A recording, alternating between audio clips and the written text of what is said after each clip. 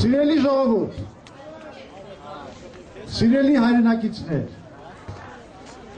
սիրելի զինակիցներ,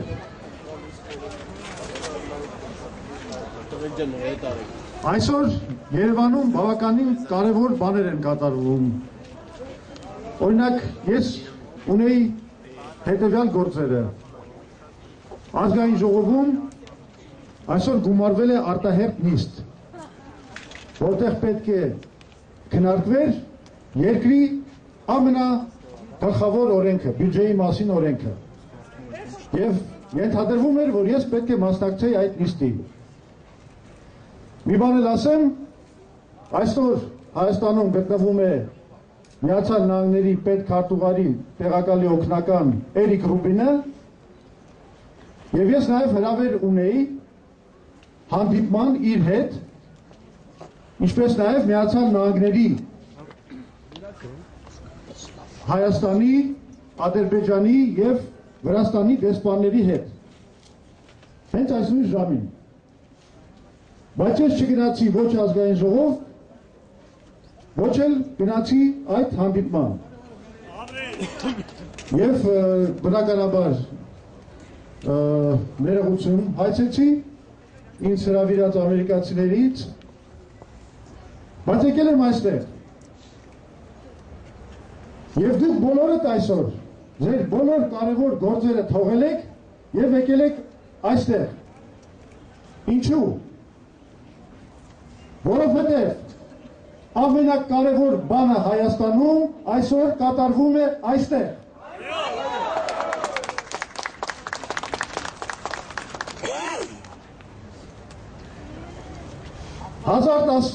1215 թվականից սկսած երբ ընդունվեց ազատությունների մեծ խարտիան, երբ որ անգլիացիները ամբոստացան իրենց բռնապետ թագավորի դեմ եւ կռվով, դավով, պայքարով հասան նրան, որ իրենց իրավունքները ընդունվեցին, այդ պահից սկսած մարդու իրավունքների համար պայքարը ամենակարևոր պայքարն է ամբողջ աշխարհում։ Եվ դա այնպիսի մի պայքար է, որում ոչ մի բռնապետ, ոչ մի իշխանավոր հենց այնպես ազատությունները չի տալիս մարդկանց։ Բոլոր մարդիկ, բոլոր քաղաքացիները իրավունքները նվաճում են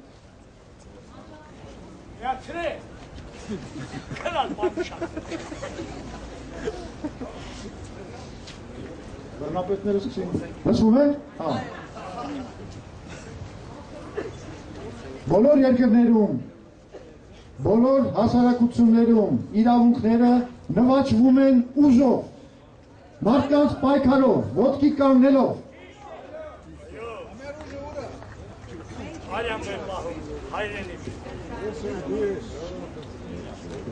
Այսօր շատ խոսակցություններ կան այն մասին, թե արդյոք մեզ պետք է մաքսային միությունը, թե ոչ։ Արդյոք մեզ պետք է եվրոասոցիացման գործընթացը, թե ոչ։ Արդյոք մենք չենք կորցնում մեր ինքնիշխանությունը, անդամակցելով մաքսային միությանը կամ ընդգրկվելով այլ գործընթացների մեջ։ Բոլոր նման հարցեր տվողներին ես ցանկանում եմ պատասխանել հետևյալը։ Մենք մեր ինքնիշխանությունը կորցրել ենք այն պահից, երբ թույլ ենք տվել, որ մեր երկրում կեղծվեն ընտրությունները։ Հիմա ես ուզում եմ ներկայացնել այն բանաձևը, որը մենք առաջարկելու ենք այս երթի մասնակիցների հավանությանը։ Ընթերցնում տեքստը եւ հետո կխնդրեմ ձեզ քվեարկել, արդյոք դուք հավանություն եք տալիս, որ այս ուղերձը մենք տանենք, հանձնենք Եվրոպայի խորհրդի գլխավոր քարտուղարին։ Այո։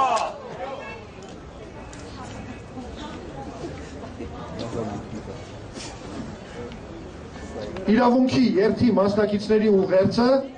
Հայաստանի ժողովրդին և միջազգային հանրությանը։ Համաձայն 2008 թվականից ձևավորված ավանդի մարդու իրավունքների պաշտպանության միջազգային օրը դեկտեմբերի 10-ին Երևանում կայանում է իրավունքի երթ, որի մասնակիցները Հայաստանի Հանրությանը և Եվրոպայի խորհրդին են ներկայացնում ամենամյա հաշվետվություն երկրում մարդու իրավունքների և ժողովրդավարական ազատությունների վիճակի մասին։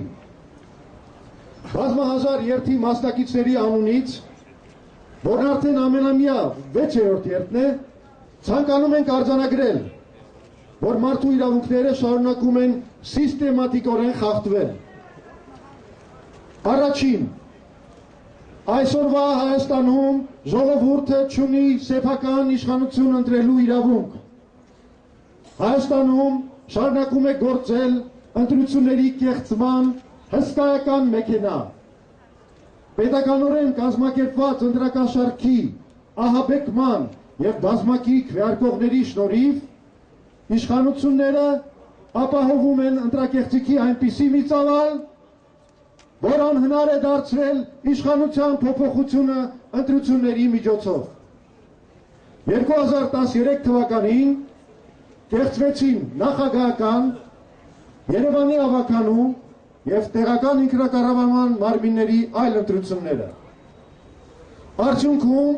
երկրում ձևավորվել է իշխանություն, որն ընտրված չէ ժողովրդի կողմից և հաշվետու չէ նրա առջև։ Այս կետի հետ համաձայն եք։ Երկրորդ, 2008 թվականի մարտի 1-ին իշխանությունները արյան մեջ ճնշեցին ընտրակեղծիքների դեմ ժողովրդի ցասումը, կոպտորեն խախտեցին մարդու կյանքի իրավունքը և առ այսօր նախադեպը չունեցող այդ հանցագործությունը բացահայտված չէ, ոչ ոք չի պատժվել սպանությունների կազմակերպման և իրագործման համար։ Ընդունում եք։ Երրորդ, յուրացնելով իշխանությունը ժողովրդից և ոտնահարելով մարդկանց հիմնարար սոցիալական իրավունքները, երկրի չընտրված պաշտոնյաները այն օգտագործում են ժողովրդի ունեզրկման և սեփական հարստացման նպատակով։ Հանրային գերակա շահի պատրվակով շարունակվում են հարձակումները մասնավոր և հանրային սեփականության վրա, օտարված տարածքներում մերձավորներին ապօրինաբար արտոնելով շինարարություն։ Օրեցօր հաստատվում են նորանոր հարկատեսակներ, տուգանքներ և պարտադիր վճարներ,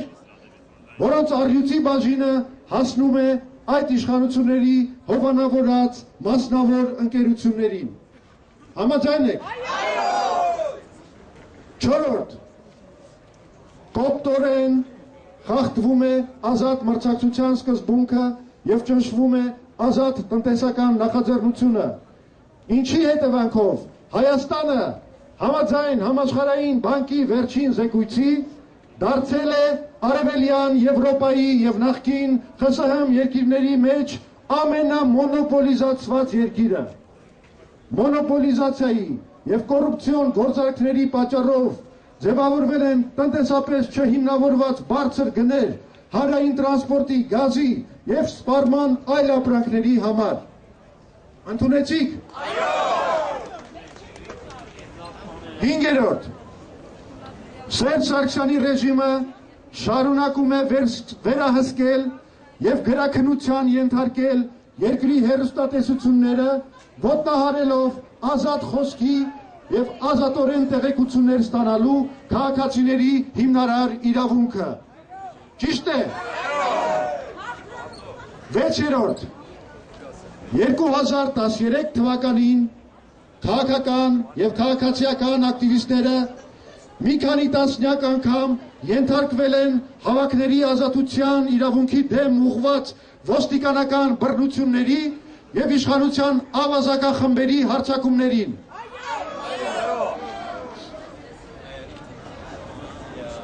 Եվ ուրեմն կոչ ենք անում Հայաստանի քաղաքացիներին հետևողականորեն պայքարել հիմնարար ժողովրդավարական իրավունքների համար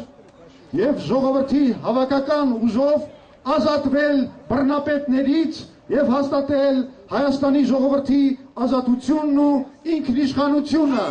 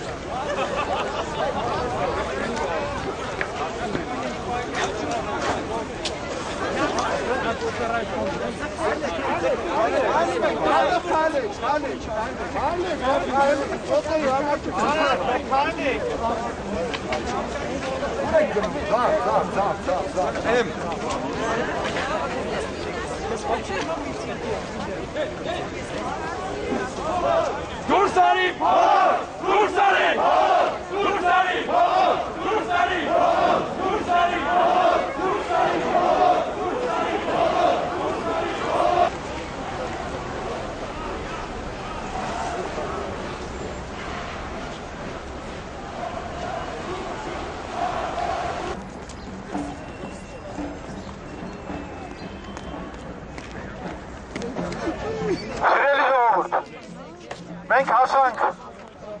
Եվրոպայի խորհրդի ներկայացուցչության շենք եւ հիմա մեր ներկայացուցիչ Վլադիմիր Կարապետյանը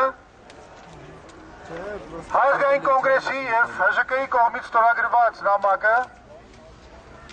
որին կցվում է ձեր կողմից ընդունված բանաձևի տեքստը, կհանձնի Եվրոպայի խորհրդի գլխավոր քարտուղարի ներկայացուցին։ Խնդրում եմ համբերատար սպասել, մինչև նամակը հանձնվի հասցեատիրոջը։ Շնորհակալություն։